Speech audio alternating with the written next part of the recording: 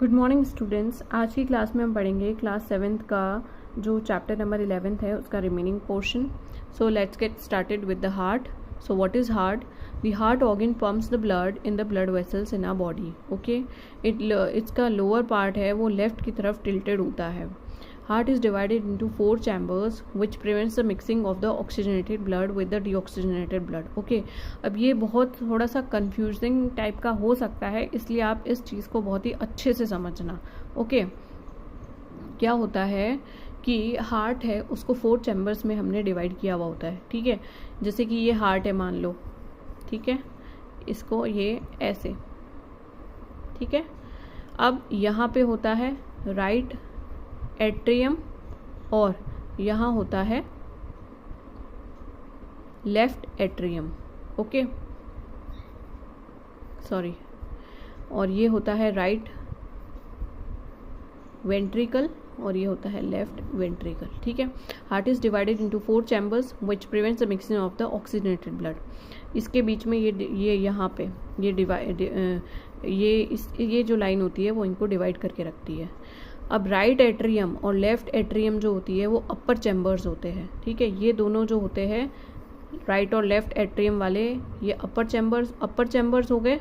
Okay, और ये जो नीचे वाले हैं राइट वेंट्रिकल और लेफ्ट वेंट्रिकल, ये क्या हो गए? लोअर चैम्बर्स होंगे। अपर चैम्बर में हमेशा ऑक्सीजनेटेड ब्लड होता है और लोअर चैम्बर्स में हमेशा डीऑक्सीजनेटेड ब्लड होता है। ओके, अब ये हार्ट का डायग्राम है। इसमें मैंने अभी पहले भी बताया था आपको, ये राइट एट्रियम है, ये लेफ्ट एट्रियम है, ये राइट वेंट्रिकल है, ये लेफ्ट वेंट्रिकल है। इसके अलावा ये पल्मोनरी वेन्स होती है, ये पल्मोनरी आर्टरी होती है, ये एओर्टा होता है, ये वेना कावा होता है, दैट इज़ ये पार्टीशन होता है that separates the 2 halves. Okay, so अब हम इसकी फंक्शनिंग पढ़ेंगे कि कैसे काम होता है, कैसे ब्लड जो है वो फ्लो होता है। ओके, सो प्योर ब्लड यानी कि oxygenated blood is carried by the pulmonary veins from the lungs to the heart. Okay, lungs से कहाँ जाता है? लेफ्ट एट्रियम में जाएगा। कौन सा? ऑक्सीजनेटेड ब्लड लेफ्ट एट्रियम में पहुँच गया। यहाँ से वो फिर लेफ्ट एट्रियम से लेफ्ट वेंट्रिकल की तरफ आएगा। Okay, and is then carried by an artery called the aorta. It is not aorta, it is aorta to all parts of the body. ठीक है, अब क्या हुआ? एओर्टा से ये different parts of the body में चला गया ब्लड। यहाँ से यहाँ पे क्या हुआ? द इम्प्योर ब्लड यानी कि deoxygenated blood is collected from the different body organs through the veins, और वहाँ फिर डिफरेंट बॉडी ऑर्गन से डीऑक्सीजनेटेड ब्लड वेन्स के थ्रू कलेक्ट होता है। This blood enter into the right ventricle और फिर वो राइट वेंट्रिकल में आता है and is pumped into the pulmonary artery. This artery is carried blood to the lungs. ठीक है, ये जो पल्मोनरी आर्टरी होती है ये क्या करेगी? ब्लड को लंग्स की तरफ लेके जाएगी। ठीक है, और लंग्स में क्या होता है? एक्सचेंज होता है गैसेस का between the CO2 and the O2 takes place in the lungs. Okay, ये जो ब्लड फ्लो हुआ था जो भी मैंने पहले ही समझाया था, इसको डायग्राम के थ्रू भी लिखा है मैंने, इससे आपको अच्छे से समझ में आएगा कि लंग से ऑक्सीजनेटेड ब्लड है पल्मोनरी वेन्स के थ्रू हार्ट की तरफ जाता है। ओके, अब हार्ट से वो ऑक्सीजनेटेड ब्लड आर्टरी के थ्रू डिफरेंट कैपिलरीज यानी कि बॉडी टिश्यूज तक जाएगा। फिर वहाँ से जो CO2 वाला ब्लड होता है जो कि डीऑक्सीजनेटेड ब्लड है वो वेन्स के थ्रू वापस हार्ट में जाएगा, और फिर यही हार्ट से ये डीऑक्सीजनेटेड ब्लड पल्मोनरी आर्टरी के थ्रू वापस लंग्स में जाएगा। ओके, तो इससे आपको बेटर अंडरस्टैंडिंग होगी कि कैसे ब्लड जो है वो जाता है। ओके, ब्लड कैसे फ्लो होता है। नाउ हमारा जो नेक्स्ट टॉपिक है वो है heart beat. Now what is heart beat? Heart muscles relax and contract continuously. जब हम इनहेल एक्सेल करते हैं तो हार्ट की मसल रिलैक्स होती है, कॉन्ट्रैक्ट होती है, और फिर क्या ये जो रिदमिक कॉन्ट्रैक्शन होता है एंड रिलैक्सेशन होता है हार्ट का, इसको हम हार्ट बीट बोलते हैं। ठीक है, हार्ट बीट को हम कैसे करेंगे, मेजर कैसे करेंगे? स्टेथोस्कोप से करेंगे, और ये यूज़ किया जाता है to listen the heart beat of a person. It amplifies the heart beat so that the doctors can monitor it and find out about the patient's condition. Okay. अब जो स्टेथोस्कोप होता है उसमें क्या क्या होता है, उसमें 2 ईयर पीस होते हैं, ऐसा होता है वो दिखने में, ये यहाँ पे 2 ईयर पीस होते हैं ये, ठीक है। और एक ट्यूब्स होती है that connects them to a chest piece comprising of a diaphragm, ये यहाँ से फिर ये ऐसा होता है, इसको बोलते हैं डायफ्राम, ठीक है। अब जो हाइड्रा और स्पॉन्जीज नाम के जो ऑर्गेनिजम्स होते हैं, लिविंग ऑर्गेनिजम्स होते हैं, उनमें सर्कुलेटरी सिस्टम नहीं होता है, ठीक है।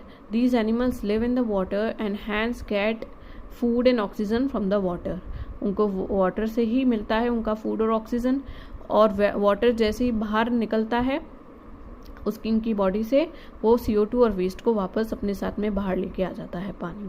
तो इस तरीके से उनको सर्कुलेटरी सिस्टम की कोई ज़रूरत नहीं होती है। नेक्स्ट हम पढ़ेंगे excretion in the animals. Excretion कैसे होता है एनिमल्स में। When human cell performs their function, waste products release which are toxic. अब जैसे हमारी ह्यूमन बॉडी हमारे फंक्शन करती है, डिफरेंट फंक्शंस होते हैं हमारी बॉडी में, तो उसी तरीके से जो टॉक्सिक और वेस्ट मटेरियल होते हैं वो भी हमारी बॉडी से निकालने बहुत ज़रूरी होते हैं बॉडी से, ठीक है। और ये जो प्रोसेस होता है रिमूवल ऑफ वेस्ट का produced in the cells of the living organism is called excretion. The parts involve in excretion form the excretory system, ठीक है।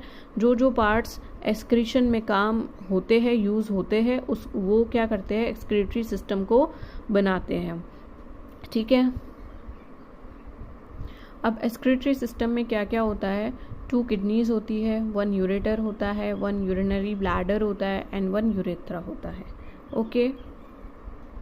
Now the waste present in the blood is removed from the body by the blood capillaries in the kidneys. Okay, जो भी हमारी body में waste present होता है वो kidneys की ब्लड कैपिलरीज के थ्रू बाहर निकल जाता है।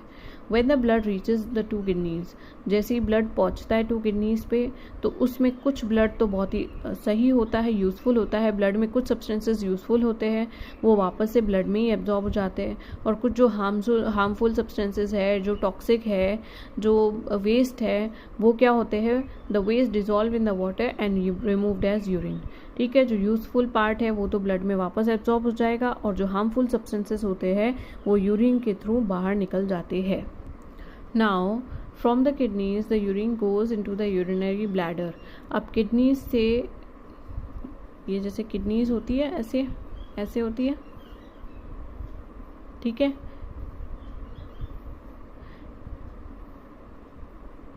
ये दोनों किडनीज है, ठीक है। अब यहाँ से यूरिन कहाँ जाती है, यूरिनरी ब्लैडर में, यहाँ जाती है, किसके थ्रू जाएगी, ये होता है यूरेटर होता है, इनको बोलते हैं यूरेटर, ये ट्यूब जैसे होते हैं इनको यूरेटर बोलते हैं। तो इसके मदद से यूरिनरी ब्लैडर में जाकर के कलेक्ट होती रहती है, ठीक है, urine is stored in the bladder and is passed out through the urinary opening at the urethra से क्या होता है, वो बाहर निकल जाती है। एडल्ट ह्यूमन बीइंग में 1 से 1.8 लीटर ऑफ यूरिन निकलती है एक दिन में। यूरिन में क्या क्या होता है, 95% तो वाटर ही होता है, इसके अलावा 2.5% यूरिया होता है एंड 2.5% अदर वेस्ट होते हैं।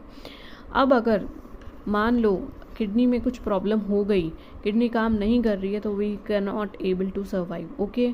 तो उस केस में क्या होता है, किडनी फेलियर में जब waste products start accumulating in the blood, जब किडनी काम नहीं करेगी, किडनी काम करना बंद कर देगी, तो वेस्ट मटेरियल हमारी बॉडी में क्या करेंगे, एक्यूमुलेट यानी इकट्ठा होना स्टार्ट हो जाएंगे। Such person can't survive unless their blood is filtered. अब ऐसे जो पर्सन्स होते हैं वो ज़्यादा दिनों तक नहीं सर्वाइव कर सकते अगर हमने उनका ब्लड को प्योरीफाई करना स्टार्ट नहीं किया तो ये जो ब्लड का फिल्ट्रेशन होता है पीरियोडिकली, मतलब समय समय पर, थ्रू एन आर्टिफिशियल किडनी, उसको हम बोलते हैं डायलिसिस, ठीक है। Now fishes and the aquatic animals excrete the ammonia in the water. उसके अलावा birds, snakes, lizards excrete the semi-solid uric acid. और इसके अलावा जो हमारी बॉडी में से जो स्वेट है वो इवापोरेट होता है, it takes up our body heat and this makes us feel cool during the summers, okay. हमारी बॉडी से जो पसीना है, स्वेट है, वो बाहर निकलता रहता है और इससे हमारी बॉडी है वो कूल फील करती रहती है। अब इस स्वेट में क्या क्या होता है, वाटर होता है और सॉल्ट्स होते हैं। जो हमारा नेक्स्ट टॉपिक है वो है transport of the substances in the plants. The root of the plants absorb the water and the mineral from the soil. Soil से प्लांट की रूट क्या करती है, वाटर और मिनरल को एब्जॉर्ब करती है। रूट में क्या होते हैं, थोड़े थोड़े हेयर स्ट्रक्चर्स होते हैं which is present on them which increases the surface area of the root and hence allow more absorption. अब ये जैसे कि रूट होती है, ठीक है, अब यहाँ पे थोड़े थोड़े हेयर्स होते हैं यहाँ पे, इससे क्या होता है, इसका सरफेस एरिया मतलब इसका पूरा जो एरिया होता है रूट्स का वो बढ़ जाता है इन हेयर्स की वजह से, और इससे और भी अच्छे तरीके से क्या होता है, वाटर का एब्जॉर्प्शन होता है, ठीक है, through this root hairs. Now from the roots water and the minerals are transported to other parts of the plant through the vascular tissues. अब ये जो रूट्स है ये different parts of the plant में तो जाएगा ही, ठीक है, ये स्टेम है, ये लीव्स होती है, ठीक है, फ्लावर्स होते हैं, और जो डिफरेंट प्लांट्स के पार्ट्स होते हैं उन सब तक ये जो वाटर और मिनरल है वो रूट है वो पहुंचाती है इनको, ठीक है। अब कैसे पहुंचाएगी, through the 2 types of vascular tissues, 2 type के वस्कुलर टिश्यूज के हेल्प से। फर्स्ट है हमारा जाइलम। जाइलम क्या होता है, transport the water and nutrient to the plant. ये वाटर न्यूट्रिएंट को ट्रांसपोर्ट करेगा प्लांट्स को, ठीक है। अब it forms a continuous network of channels that connects the root to the leaves, ठीक है। बेसिकली रूट से जो पानी और न्यूट्रिएंट है वो different part of the plant को पहुंच रहे हैं with the help of xylem, ठीक है। फिर क्या है, the root cells absorb the water and the mineral and transport to xylem and xylem carries to the other parts of the plant, ठीक है। अब वो स्टेम्स और लीव्स तक तो पहुंच गया, अब वहाँ जाकर जो है लीव्स तक तो पहुँच गया हमारा पानी, अब वहाँ से different part of the plant के पास कैसे जाएगा, वो जाएगा with the help of the phloem. It transport the food produced by the leaves to all parts of the plant, ठीक है। इसको मैं अगर शॉर्ट में समझाऊँ तो जाइलम और फ्लोएम को, तो ये है कि यहाँ से जो पानी रूट से जो पानी गया, ठीक है, ये हमारी हो गई लीव्स, यहाँ तक तो पहुँच गया with the help of xylem. अब ठीक है, पानी और न्यूट्रिएंट लीव तक पहुँच गया, कैसे पहुँचेगा, जाइलम के थ्रू। अब यहाँ पे फिर वो खाना बनेगा, लीफ खाना बनाएगी, ठीक है, और वो जो बना हुआ खाना है वो different body parts of plant के जाएगा with the help of phloem, ठीक है। Now what is transpiration. Transpiration क्या होता है, plant absorb the water from the soil, some water is utilized by the plant and rest is evaporate through the stomata present on the leaves, ठीक है। Plants को absorb तो कर देती है पानी, प्लांट्स की रूट्स है वो वाटर एब्जॉर्ब कर लेती है, पर वो सारा का सारा पानी है वो प्लांट यूटिलाइज नहीं करेगा, और जो बचा हुआ पानी होता है वो लीफ के लीव्स में स्टोमेटा प्रेजेंट होते हैं, उस स्टोमेटा के थ्रू पानी है वो इवापोरेट हो जाता है। As water evaporate from the leaves it create the suction pull in the plant that bring the water from the root upward. अब जैसे जैसे पानी जो है वो बाहर निकलता जाएगा लीफ के थ्रू, वैसे वैसे पानी जो है रूट्स के थ्रू ऊपर आता रहेगा, ठीक है, प्लांट में। Transpiration also cools the plant, और इससे क्या होता है कि ट्रांसपिरेशन की वजह से प्लांट्स जो है वो ठंडे भी रहते हैं, ठीक है। आपने देखा होगा भरी दोपहर में अगर धूप है और अगर आप किसी प्लांट के नीचे खड़े हो, ट्री के नीचे खड़े हो, तो आपको ठंडा क्यों दिखाई देगा, ठंडा क्यों लगेगा उस टाइम पे, it is because of the process of the transpiration. So that is all about this chapter. If you really like my channel, then subscribe to my channel, and if you like my video, then hit the like button, and till then keep study.